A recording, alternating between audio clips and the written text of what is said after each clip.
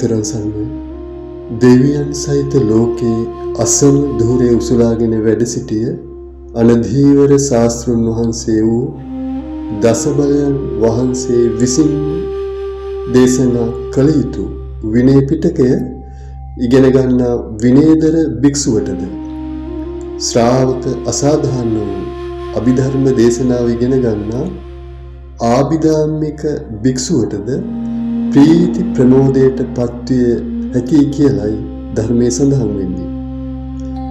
විපස්සනාවට අත්‍යන්තයෙන්ම පාදක වන අභිධර්ම දේශනාව මුල සිට පිළිවෙලකට ඉගෙනගෙන සසර දුක් නිමා කිරීමට විශේෂින්ම උත්සාහවත් වෙන්න.